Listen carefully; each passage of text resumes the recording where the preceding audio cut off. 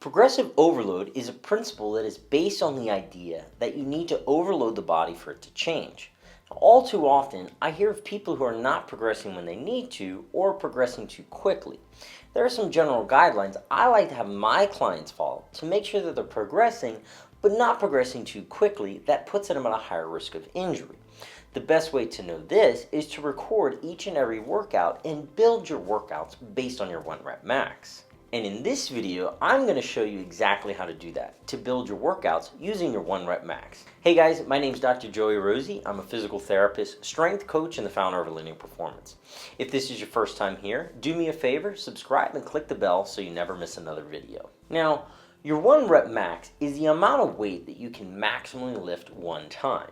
This is designed to test your absolute strength, and I think every person should know how strong they really are. If you're unfamiliar how to test your 1 rep max, then pause this video and go check it out. Then come back so you know exactly how to use that information. First thing first is to determine your 1 rep max, because we are going to be using a percentage of this in order to create the workout. Once you know your 1 rep max, let's assume you've already determined how many days per week you will train and the exercises that you need to do. Next, you need to determine if the goal of the workout is to focus on hypertrophy or strength, as that will determine the number of reps. So for a quick recap, strength will focus on heavier weights, therefore use lower reps. So you really want to stay under the 6 to 8 rep range. Hypertrophy, on the other hand, will do really well with 8 to 15 reps. Now, I like to use this chart to give us an idea of the theoretical amount of weight you should be able to lift for the shown number of reps with good technique.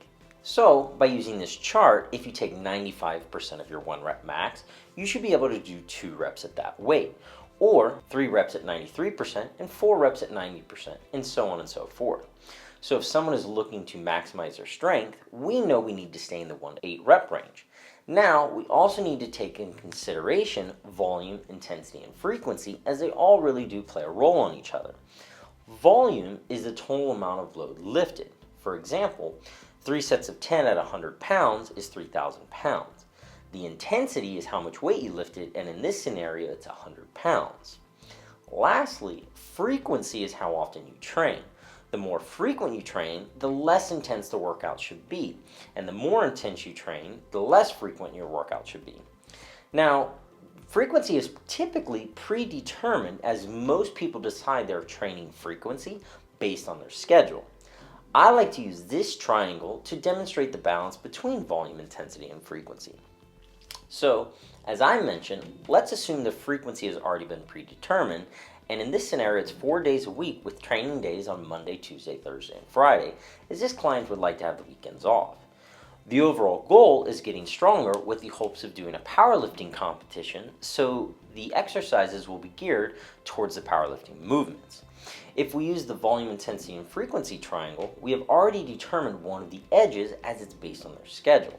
The next one I would choose in this case is the intensity, because the goal here is to build strength with the hopes of competing one day, but not in the immediate future. So as far as intensity, we will start with reps, as we want to stay in the strength range of 1 to 8 reps.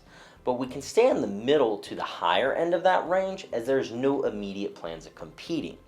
If there were immediate plans, we would look at moving the training routine days on Monday, Wednesday, Friday, and Saturday, as this will give a little bit more time to recover between training sessions, as the intensity of each session will be on the higher end. So, in this example, let's say on Monday we're going to focus on leg day, and we're going to be taking a look at the squat. So we're going to be working on sets of 6, as we're staying in the middle to the upper range of the strength reps. So if we use the chart from earlier, 6 reps is the equivalent to 85% of your 1 rep max.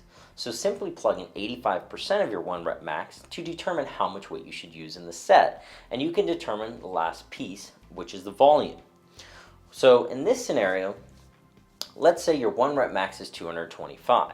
So 85% is 191.25 pounds, but that's a little difficult and challenging to come up in the gym, so I always tend to go slightly down in resistance just to stay on the safe side. I would use either 185 or 190 because it's pretty easy to come up with in gym.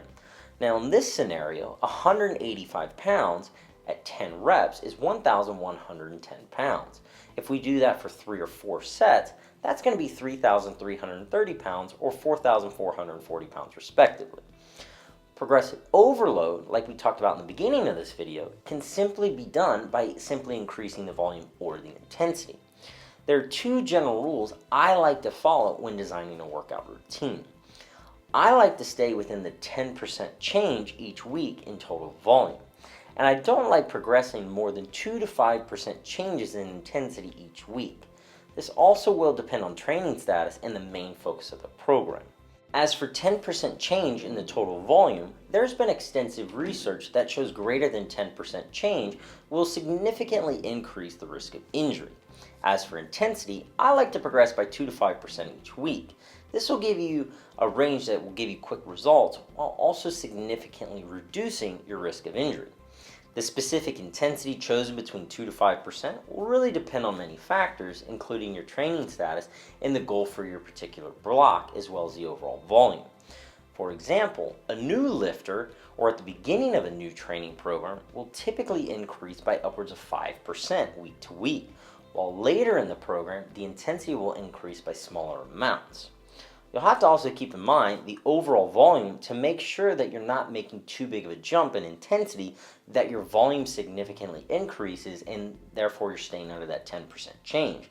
So as intensity increases, reps and sets will need to go down. So to give a recap, let's take it from the top. Let's take the volume, intensity, and frequency triangle and start with one variable.